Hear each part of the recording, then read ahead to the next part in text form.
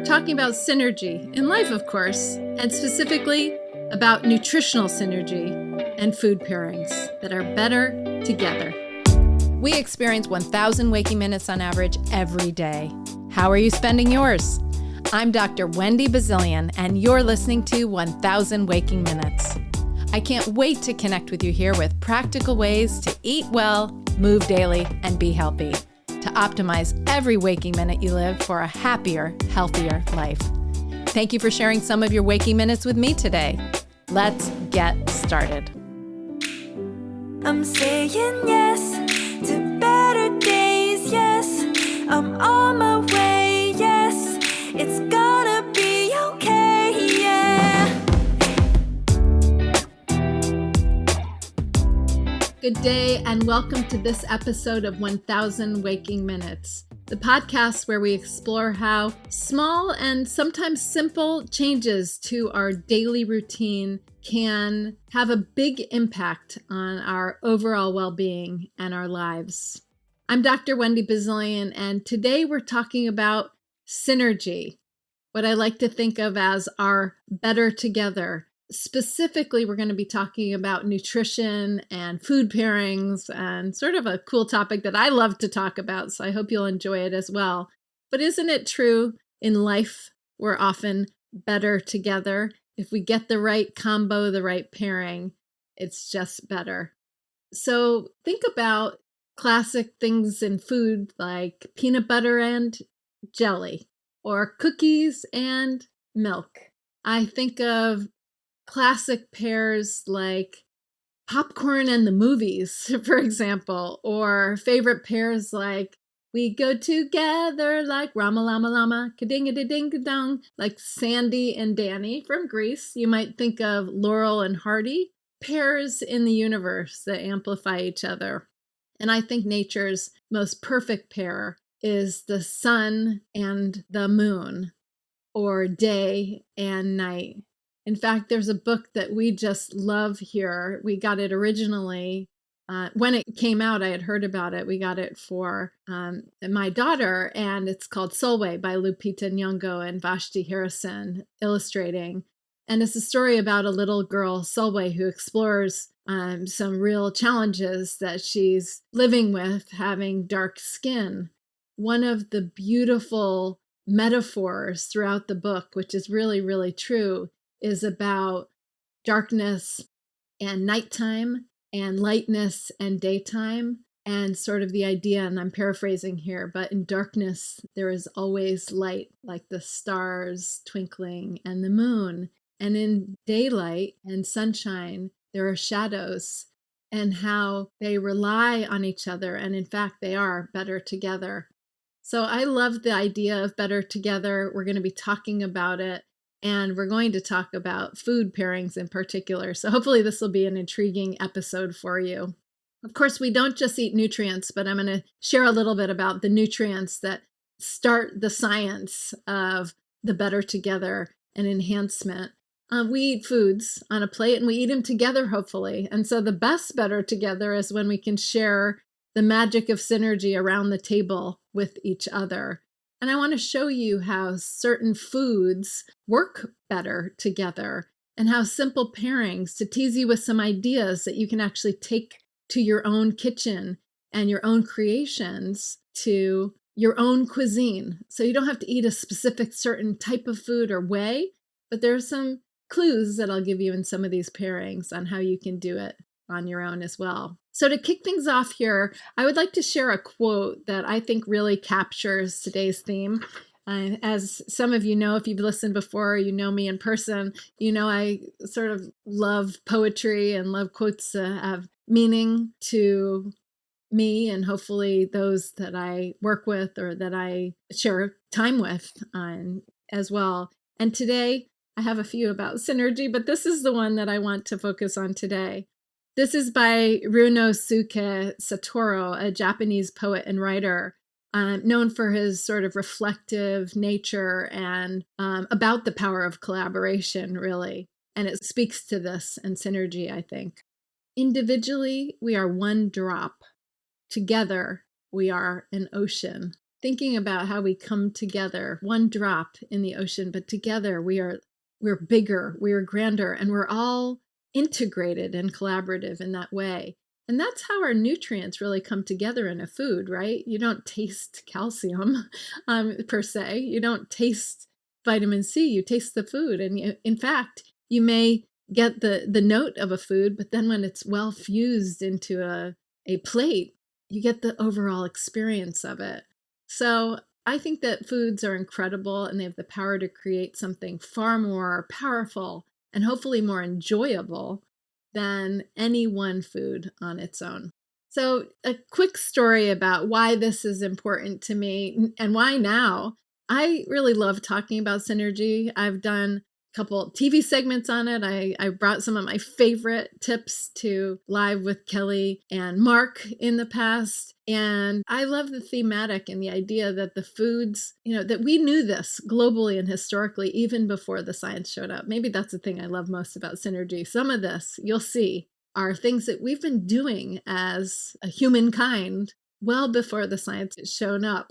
And I love that science shows it. So anyway, recently I gave a keynote at our annual conference for nutrition and food called the Food and Nutrition Conference and Expo. We call it FNCE. It's put on by the Academy of Nutrition and Dietetics each year in a major city. This year it was in Minneapolis, Minnesota at the Convention Center.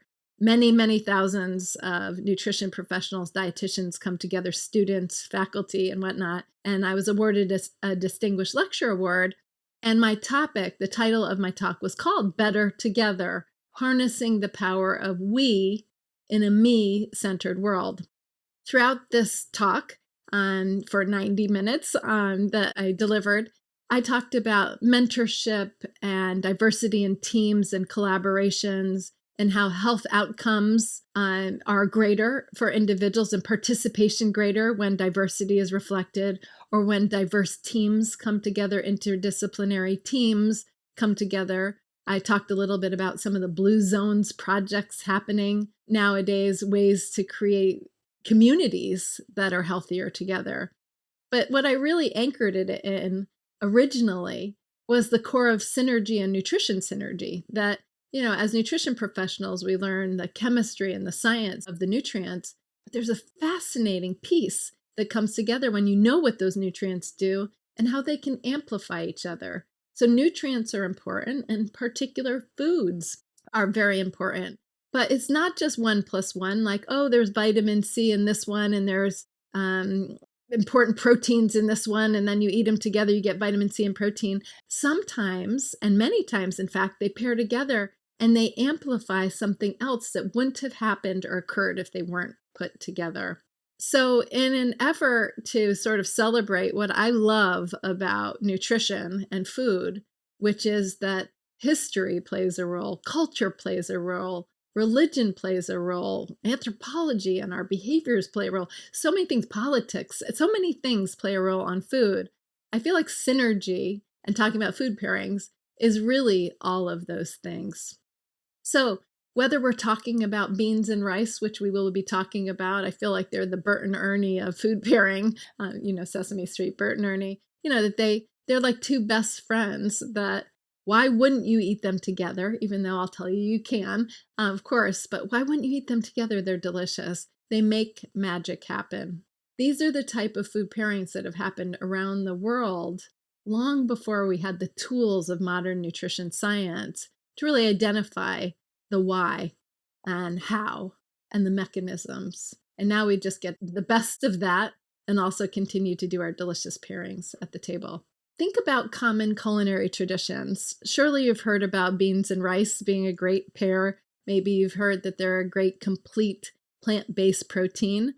And I know that there's probably a few people who are listening right now, and you may be one of them, who's saying, yeah, but I heard you don't have to eat them at the same time. And it is true. We'll get to that in a few minutes. But you don't have to eat them at the same time. But why wouldn't you? People historically and culturally have eaten rice and beans together, or some version of rice/grains and beans, certain types of pulses, virtually around the world. You're hard-pressed to find a culture that doesn't have some iteration of this. You can think of things like falafel and hummus in the Middle East, or pasta and beans. How about pasta fagioli in Italy? Of course, rice and beans and iterations of that in Latin America. Different versions of corn or maize and legumes in a variety of cultures around the world. That's where the beauty of synergy comes in. A lot of people are probably already doing it. So I want to celebrate a lot today. Some of the things you'll be like, I never knew. And I'm going to talk about that tonight, perhaps with my family or friends, just how good this pair can be. And here's where it really gets fun. We're going to dive into how you can create these foods in delicious ways at the table on an ongoing basis. So let's really look at some of the nutrients and how they amplify one another. More like 1 + 1 = 3, 5, 9, 12, 20. And we're going to talk about that. So let's look at just a little bit of the science behind why certain power foods, superfoods, happen to be good for each other, good to each other, amplify one another. You've probably heard about how certain foods may boost their nutritional benefits, but I want to dig a little deeper into the why. I'm going to set you up a little bit with some vitamin mineral pairings, some of the basics, and then we're going to build it back into food because, of course, we don't just eat nutrients, we eat foods on plates in patterns over time. But just to ground ourselves for a minute, surely you've heard of calcium being paired with vitamin D. Calcium, we think of bone health. Calcium has other roles in the body, but bone health is the primary one that gets all the glory. When we have calcium and vitamin D helps us absorb the calcium and set us up for helping maintain our blood calcium, as well as maintain the integrity of our bone structure and to utilize calcium well in the body. And so it's not just about getting enough calcium. We need the tools to help us absorb it and utilize it better. And there are others when it comes to bones as well. Vitamin K is one that helps in the whole process as well, and some others, phosphorus. But calcium and vitamin D are a classic pairing. So whether you consume like dairy, like milk, which would have calcium plus fortified with vitamin D, or you take a supplement, typically it would be a calcium that includes a vitamin D, or you would be encouraged to have a calcium and a vitamin D. Or you would look at your diet and make sure that you're getting the sources of foods and whatever supplement to enhance that absorption. Together, they help protect against osteopenia, osteoporosis, help maintain bone health over time. So that's a basic vitamin mineral. But what about vitamin C and E? Vitamin C and E amplify each other and they operate a little differently. You may have heard of antioxidants and sort of maybe you even throw that term around like, oh, they're antioxidants. Well, antioxidants can operate differently. There's different ways that antioxidants or these phytochemicals can operate. There are hundreds of them. In fact, there are thousands of what are called phytochemicals with some overlapping and some different roles. So vitamin C, what does it do? It does a lot of things, but in this role, when we pair it sort of with the vitamin E in our diet, vitamin C neutralizes free radicals or helps before the damage is created even. So it helps stop the oxidation. The best example of this that I think that you could probably visualize if you're a visual thinker is an apple. If you slice an apple, and if you immediately squeeze lemon on it, it will prevent the browning, prevent the oxidative damage from happening for a good long while. So it's a big opportunity to squeeze that lemon.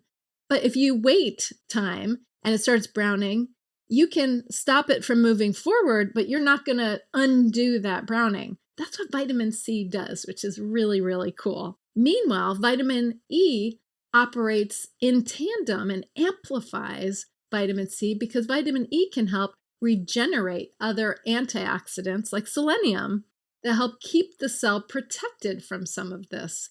So this is really like a tag team for your immune system, vitamin C and vitamin E, and boosting them. And together, they can help decrease inflammation as well. So when we put this into a plate, Think stir frying some broccoli with some vitamin C rich red pepper, maybe some almonds, which are a rich source of vitamin E, and you give your body tools that can help fight off some oxidative damage from the stress, the pollution, the UV rays of the day, what I call the daily assaults of living that we're all hit with every single day. So there are a number of nutrients that come together, the actual vitamins and minerals. I have a whole table of them. They're always like sort of a showcase. People tend to be intrigued in the health professional audience when I show this little table. I'm happy to share it with you, but these are like the basics, plus some really curious newer ones. I'm in the actual vitamins and minerals that come together, but I really like to bring it very quickly to our real table, and that's what I want to focus on. The remainder of our time together are the real foods that come together, and then I'll come back to why within the nutrients within those foods. So the beauty of nutrient pairings is that they work better together. So it's not just about putting like nutrient-rich foods on your plate. It's about the fact that when you put these kinds of foods together, they actually do something more. It's like they create an amplification or a better together effect for our health and hopefully for your daily life as well. So first, rice and beans. I mentioned that before, and it is a classic, and it bears repeating because it is a global favorite. You know, you can eat a vegetarian diet, you can eat a meat-based diet, and rice and beans can fit. Now, when rice and beans are served alone, each has a different, what's called limiting amino acid, meaning it's not a complete protein. Still great nutrition. You know, our beans still have the fiber and they have some phytochemicals. The rice has some rich grains and carbohydrates, but as a protein, they're not complete, but they complement one another. So these limiting amino acids, lysine for the grain, methionine for the bean, they complement one another when they come together and they're eaten together, they become a complete protein. Now, research, this is the parentheses, research for the last couple decades has shown that you don't technically have to eat rice and beans at the same meal. Basically, it all works out in the system because we break it down to our amino acids, we build it back up into our tissues and all the important needs in our body. Anytime within a 24-hour period, you can get the completeness of the protein from those amino acids.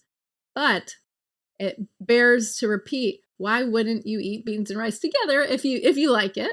And I encourage people to do it because it is a classic. Plus, if we can bring this even further, a study published in the journal called Nutritional Journal found that this combination, rice and beans, actually can help regulate blood sugar, particularly for those with type 2 diabetes.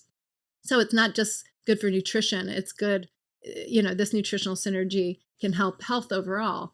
Why might that be? These are some proposed mechanisms, but when you add fiber you boost the fiber, which would be in the beans with the rice, it can stabilize blood sugar a little bit.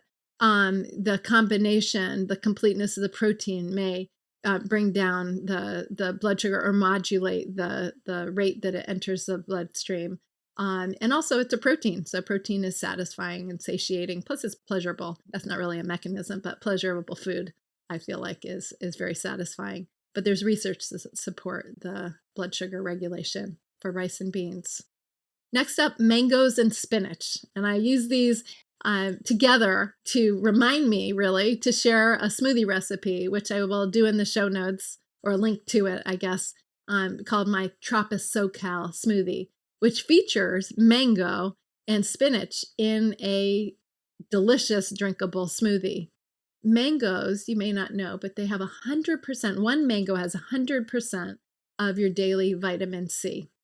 So vitamin C, I already started to mention some of the benefits of vitamin C, but it's also good for your skin health, good for your immune system, and it's an antioxidant, and we need it for our health. Spinach is a source of a number of nutrients, but plant-based iron. And when vitamin C is combined with non-heme or plant-based iron, it doubles the absorption of that kind of iron. And so while plants have a source of iron, they tend not to be as high or as bioavailable as an animal-based iron source, which is called heme iron. And If you add, I should do a lot of ands because synergy is about the and. And if you add a vitamin C source with any kind of leafy green, you're going to double the absorption of that non-heme iron. You get more out of it. So next time you're blending up that smoothie or making the salad, make sure you get some mangoes in there or other vitamin C sources, as I'll come back to in a couple minutes. Next, cherries and walnuts. And when I talk about this, I'm talking about tart cherries. You would probably only find tart cherries fresh when they're in season, and if you're somewhere where they grow, like northern Michigan, like the tart cherry capital of the world is Traverse City. And tart cherries are also known by the name Montmorency, most typically. Now, tart cherries, you can find them in dried form, in juice, and in frozen form. So those would be the primary ways to get them year-round. And I think the dried tart cherries are like the perfect amount of sweet and tart, and they're high in vitamin A. And they're also one of the natural sources of melatonin that we know about in the food supply. Well, so are walnuts. So cherries and walnuts are both melatonin sources. That's the sleep hormone. It won't put you to sleep, but it might help regulate your healthy sleep cycle. And walnuts are the only nut with an excellent source of omega-3.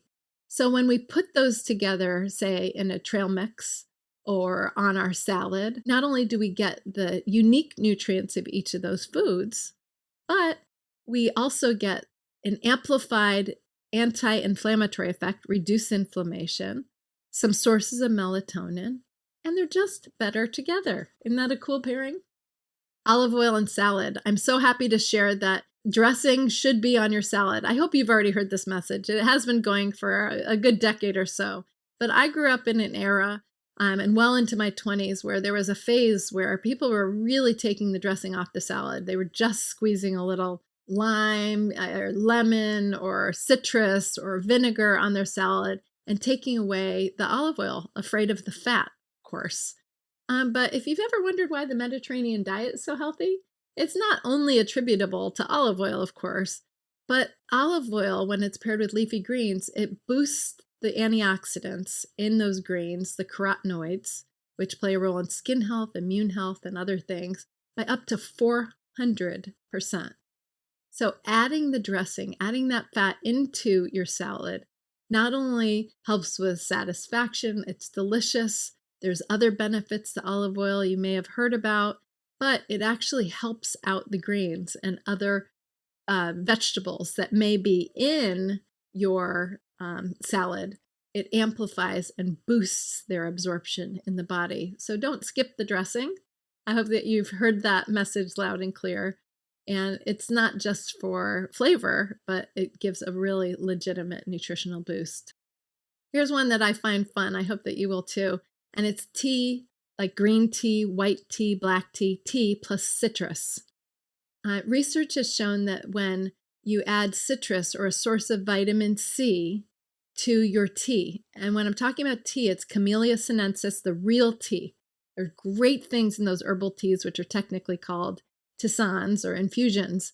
But when you add to citrus or vitamin C to real tea, Camellia sinensis, that has those catechins, e.g. CG, and those other metabolism-boosting, fat-burning effects in tea, it increases the absorption of the catechins by up to 5 times. Up to 5 times more by adding that squeeze of lemon, that squeeze of orange, little orange juice into your tea time. So I hope you'll celebrate that way. I think it's really fun to add some things to my tea. Sometimes I drink it plain because, life is about variety, but you get extra bonus if you add the vitamin C to your tea time. Next, lycopene and fat.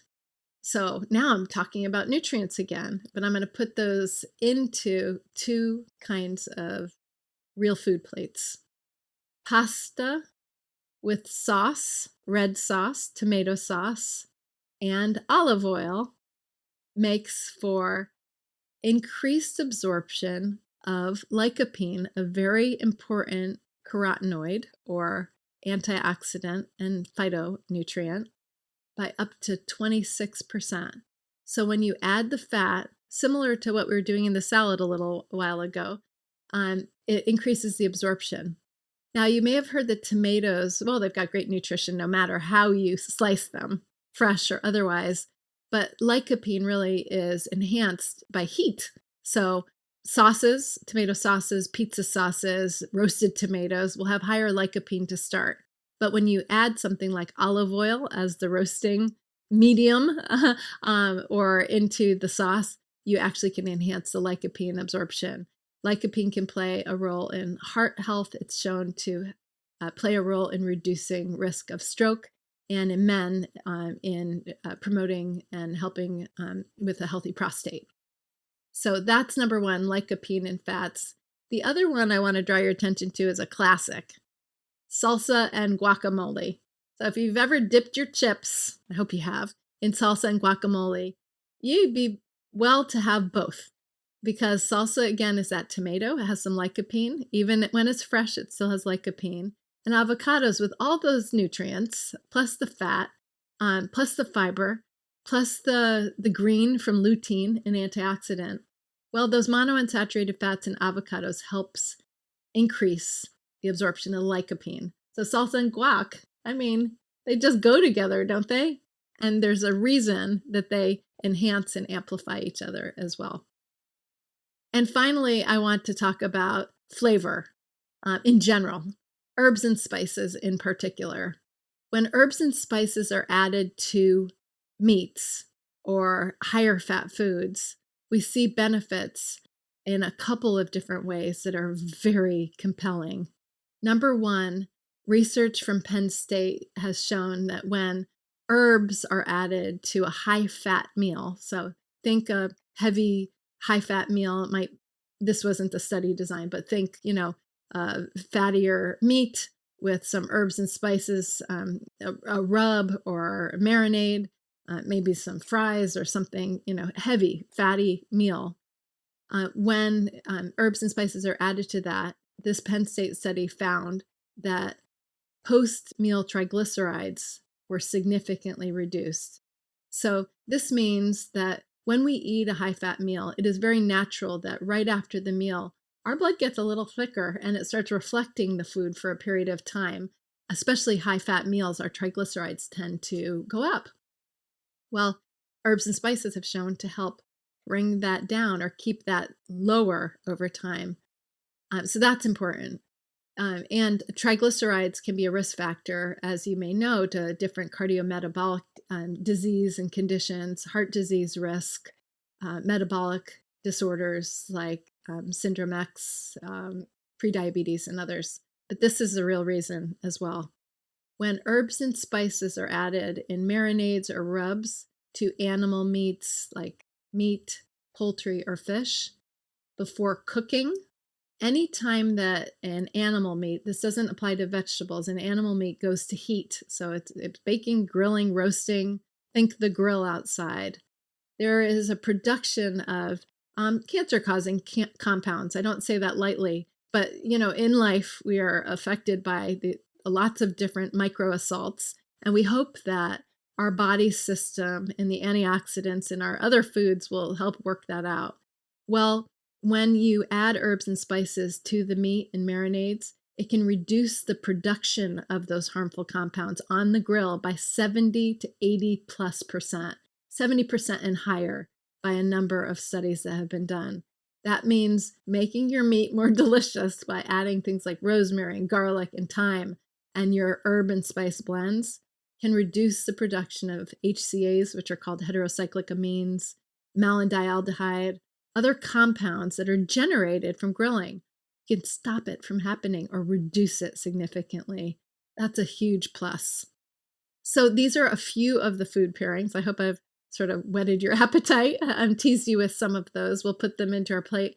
But really, one of the amazing things about food synergy, again, is how it fits into global cuisine already. Around the world, we have these flavors and these pairings. Think about how they have come traditionally and how they may come into your life as well. So this isn't about me saying follow my diet or follow this specific eating pattern. It is very likely that you can find ways within your cultural heritage or your kitchen or your desires and tastes to make this food synergy happen. And as many of you know, I really value dining with others as part of a well promoting lifestyle and behavior. And as we talked about in episode 1, the very first episode of this podcast, the magic of shared meals, there's more to eating than just nutrition. So I really think of synergy as sharing these foods around the table that brings us connection and joy. And that really is part of Better Together. We've seen when people come together and share meals at a table together that actually they tend to live longer. They tend to have lower stress. So another plus to pairing your foods, pairing them together, and hopefully pairing them with others that are meaningful in your life will have a net win to your overall well-being. Okay, now we're going to take a moment together to have what I call in each episode our mindful minute. This is a time where we get to measure a minute together, take pause, reflect, and reconnect with ourselves over this minute. And today we'll focus, of course, on synergy, both in what we eat, but also in life. So I'm going to encourage that because we know that the power of small changes can lead to big impact. And some of these pairings can do just that for you. So first, I'm going to prepare us.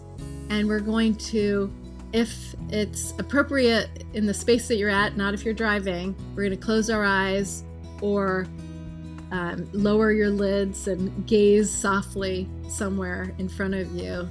And just in preparation, let's take a deep breath in and then exhale. Take a deep breath in. Let it out slowly. And we're going to imagine how the right pairing, whether it's food or people or actions, can amplify what you already have in your life. We're going to be thinking about how these combinations can bring balance and joy and maybe strength into your day. Okay, I'm going to start our stopwatch now, and we're just going to breathe simply. Inhale.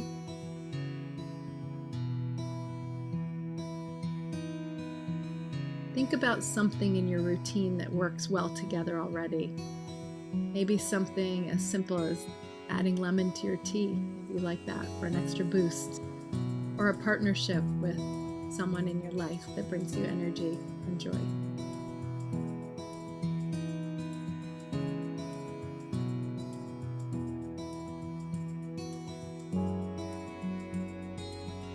As you continue breathing, visualize something small you could add to your day that would bring more balance and nourishment, whether it's a new food pairing or maybe a moment of collaboration with someone in your life, someone you've been meaning to reach out to, perhaps. Now, one more deep breath, and as you exhale, imagine how these small actions, these synergies, can grow into something bigger.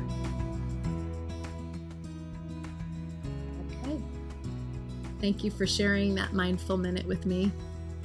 It's always good to reflect on the minute spent, maybe repeat it again later in your day, and take small inventory on some of our waking minutes. Now, we've covered some of the science. I've teased you with some of the pairings. Hopefully you're already thinking about ways that you can pair some of these foods together. And I want to bring it home and get practical and bring it into our days and into our meals. So I'm going to give you some easy tips that you might try. You'll hear me reinforce some that I already teased to before. But, simple small changes that you can make right away to get more out of the food you're already eating. So let's start at the very beginning. A boost in your breakfast. If you like oatmeal, maybe add some walnuts and dried cherries to it. This simple combo, of course, gives you that plant-based omega-3 I talked about in the walnuts, the shared melatonin that both contribute. The tart cherries give some great flavor, as well as some fiber and also vitamin A.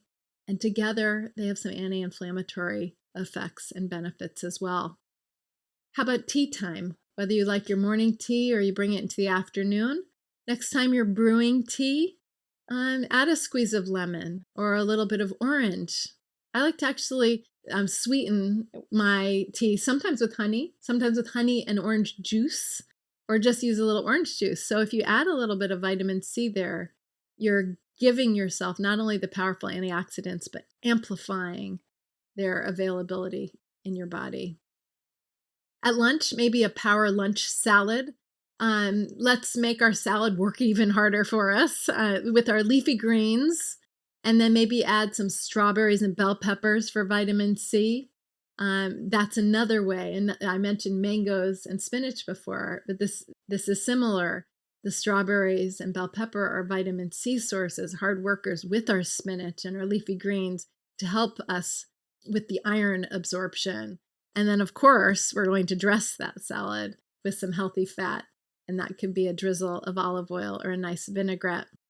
We can snack well in the afternoon with maybe a trail mix, again, featuring those cherries and walnuts, or maybe a smoothie, the Tropics SoCal smoothie with mangoes and spinach and other combinations. And to have quick on-the-go snacks that are satisfying, delicious, nutritious, and even do more synergy. At dinner time, think about the rice and beans or the different kinds of pulses or bean family with some grain. Together, they provide all those amino acids. Again, you don't have to eat them at the same time, but they are so satisfying. They may help with healthy blood sugar, certainly with your energy levels and how you feel, and they can really be filling while providing some fiber and other great nutrition as well. Other snacks, either appetizer snacks, thinking about our fats and our tomatoes like we did before, so guacamole and salsa with your chips, thinking about and remembering to use our olive oil, and of course using our herbs and spices all along the way. Their day job is flavor. That's why it's the greatest thing to talk about herbs and spices. Their day job, that's what they do, is flavor. But the more science and more tools and more researchers that are paying attention to herbs and spices, they are really like superheroes by every other standard on some of the incredible things they do. We'll do a whole episode here in the future about flavor and herbs and spices. But suffice to say today, for amplification and synergy, herbs and spices can be your friend as well. So remembering all the different foods that we talked about in pairings, I'll provide a list in the show notes. I have a whole bunch more, but let's think about the simple ways that we can pair foods together to make delicious meals and snacks and beverages that will amplify our enjoyment as well as the nutrition in our food. So I hope you'll try one or two of these tips this week and see how you feel. I'd love to hear. And it doesn't take too much to start building synergy into your daily life, and the benefits will add up over time. That's my promise. Before we wrap up, I always like to pose a question for us to consider, for us to take a moment together to reflect on. We talked a lot about how food, and hopefully it'll extend to your life, how people and being together can amplify our benefits, and how food synergy, how the small changes and pairings can really not only be additive, but enhanced. 1 + 1 = 3, 5, 9, 15, 20, and more. So here's the question. What's one food pairing or small change you could try this week that would help you get more out of your meals?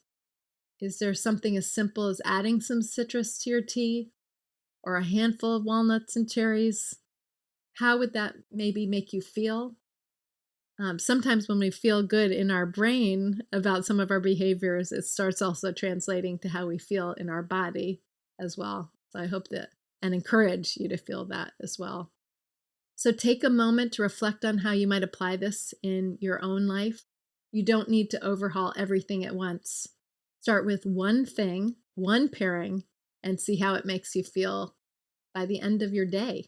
your 1,000 waking minutes today. So today, where we've come is thinking about the world of synergy. We go together like Rama Lama Lama, like Greece, the perfect pairings that amplify each other.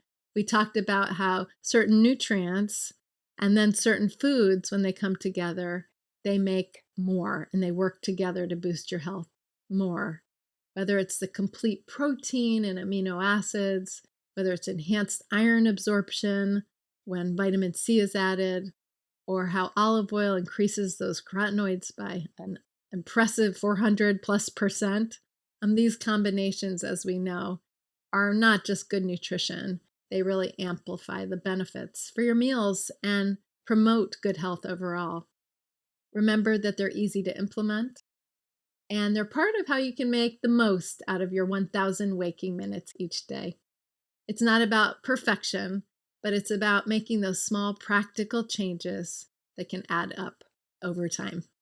Thank you for sharing a few of your waking minutes with me today as we explored the power of synergy and around the table. I hope you feel inspired with some fresh ideas and delicious ideas you can try in your own life.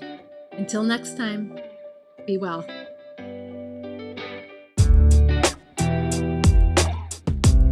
Thank you for tuning in to 1,000 Waking Minutes. A huge thank you to our amazing collaborators, including our production and marketing teams, and Gabriela Escalante in particular.